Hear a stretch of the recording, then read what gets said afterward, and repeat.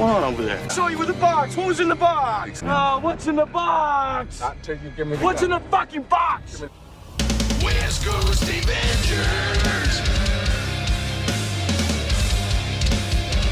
West Coast Davengers. There's only one mantra that you all need to know. That's that one over there. See Todd, bye Todd. To my biggest fan, much love, West Coast Dave. And you now can have my autograph for a low, low price of $179.99, guaranteed to get you a 10.0. Welcome back to the West Coast Davengers. I'm your host, Dave. We're here again.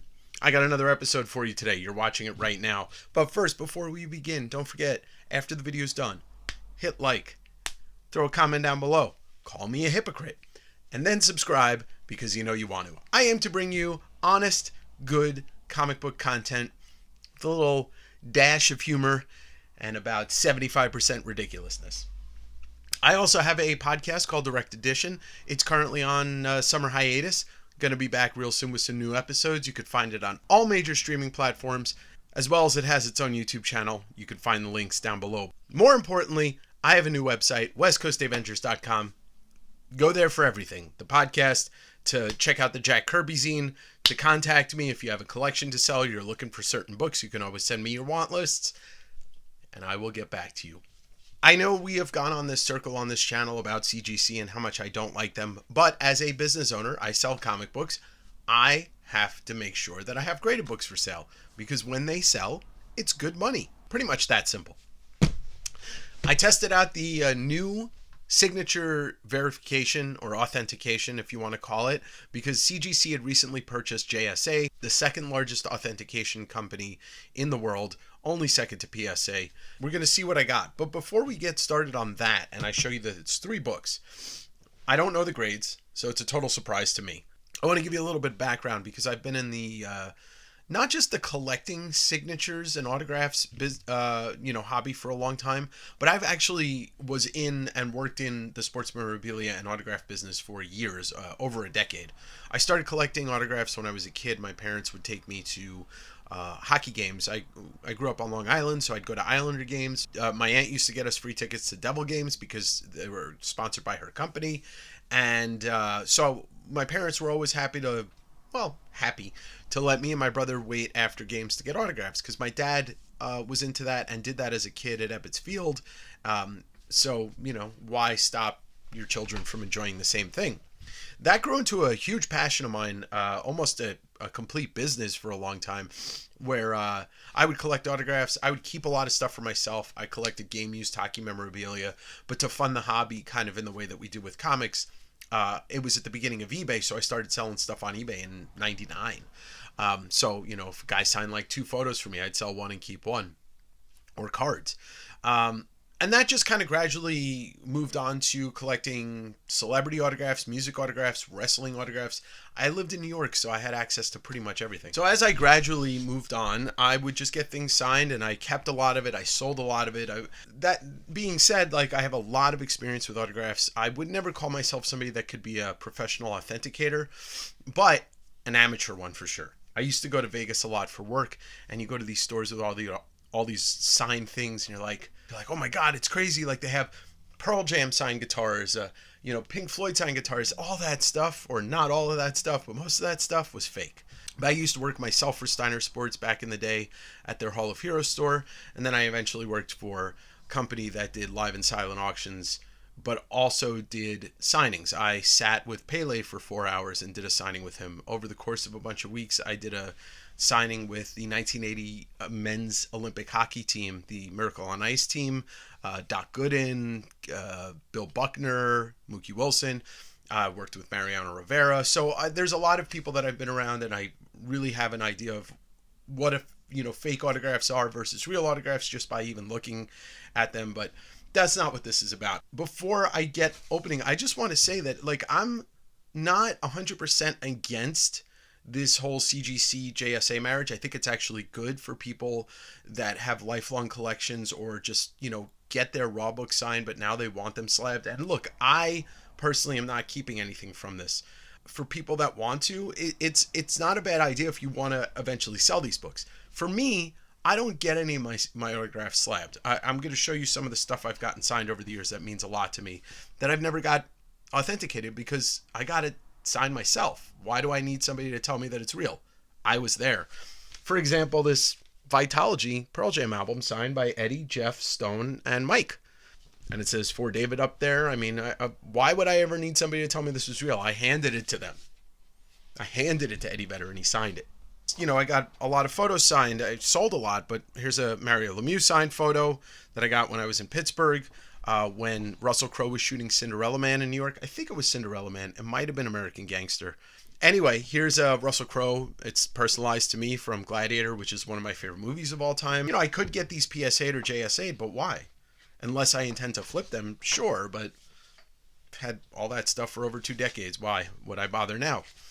In the comics realm, you know, these are just PC copies of books that I got signed. Albedo 4, signed and doodled by Stan Sakai. I've met Todd a bunch of times years ago, and so here's my 423 original copy signed by him and Jim Starlin. My copy of Spawn 1 that I've had for 25 years, and honestly, like, I bet you this is a 9.6 easy. Just recently, got this signed by Bart Sears at Heroes, Turok #1, Hot Book, Hot Book. I'm not here to tell you what to do with your comics. I'm just telling you what I do with my personal versus the stuff I'm going to sell. Now, what's in here is 3 books that did not sell raw live in my claim sales. I've had them out for a bunch of weeks, and I said, okay, well, this is going to be the last time I put them out. And I said this live on the stream, said I'm going to get them slabbed. Whether I have a hard time selling these or not, I know there's certain avenues I could sell these on that will sell no matter what. So the 3 books in here that I submitted to CGC, and I want to say thank you to Epic Comicology, Taj, my buddy, my presser, and my friend. He submitted these after pressing them. 2 of them didn't really need that much of a press, but I figured it can't hurt, and the other one did. They are Amazing Spider-Man 700. It is the 1 in 100 Joe Quesada variant cover signed by Stan Lee.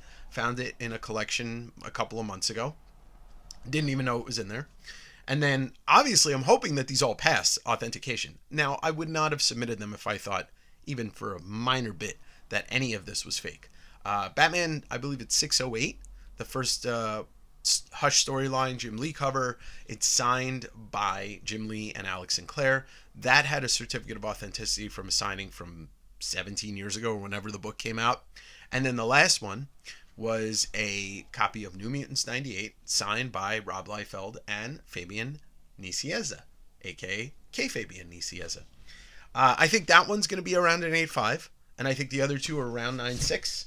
That was before press. Like I said, I asked Taj not to tell me the grades because I like being surprised by this stuff. It's the only thing I enjoy about grading books is the what did I get on it? I don't need to spoil the grades ahead of time because if I'm disappointed, then you get to see me be disappointed, and if I'm happy, you get to see me be happy, and if it makes you happy, it can't be that bad.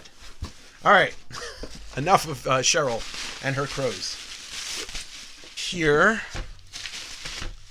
All right, we're going to go with, looks like from the back cover, that is a Rob Liefeld. This is a New Mutants 98.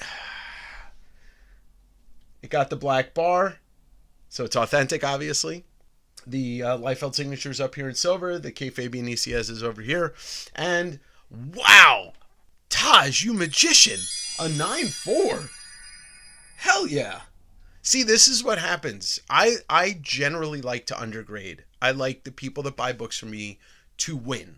I do not take pleasure in somebody buying a book from me and being disappointed or even questioning my grading. But like I said, this was an unpressed. I said it was around an 8.5, and it comes out as a 9.4. And I'm not trying to pressure people watching that you should buy books from me raw, but I'm just saying you should buy books from me raw. All right. Next up, let's just double check that. Okay, so left side here. So this should be where the... Nope, it's here. All right, so the next up is the Jim Lee Alex Sinclair, you can see these signatures are right here in black marker. Like I said, it came with a COA from the signing at a store, which was whatever. What year was this? 2002. Okay, so that's 22 years ago. Holy shit, time goes fast. Anyway, let's see what we got. Ooh, baby! You got a 9-8. I got a 9-8. A motherfucking 9-8. See, this is why I do take a little pleasure out of grading books, because I'm like, oh, this is a 9.6, and it's a 9.8. I was selling it as a 9.6. I think I was selling that book for $135, maybe $125, something like that. All right, here we go. In the final one, we got the Joe Quesada 1 in 100 variant cover, signed by Stan Lee, ASM 700. Now, here's the thing. I believe this was like when I comped this as just a raw book without the signature. I think it's like $100 book. I think it's a tough book to get, being a 1 in 100.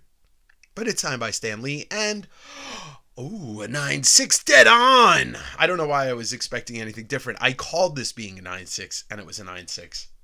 It's a decent Stan Lee signature, but the cover, I mean, I this would be great if you bought, if I myself cracked it out or sent it in to a Joe Quesada signing and got it dual signed. It would be actually pretty cool to have. I don't collect signed slabs. I have one in my collection. Two, I got a McFarlane ASM 301 Mark Jeweler signed that I got from the signing, and then a Bill Sienkiewicz, Chris Claremont signed Wolverine 10 because I love that book.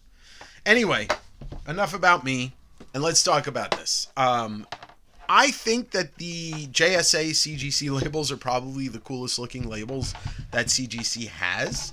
The yellow and black really do work well together. We all know black and yellow.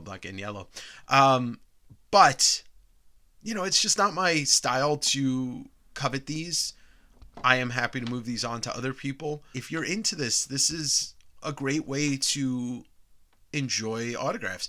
You don't have to, the witness thing is kind of whatever. It's a premium charge. You get what you want signed. But if you're looking for an ASM 300, you can find a bunch of raw books out there signed by Todd, and maybe you could find one that grades higher than what they sell it to you for. I mean, that's the one thing about buying raw and then going to grade is that, I thought I was looking at an 8.5 and 2 9.6s.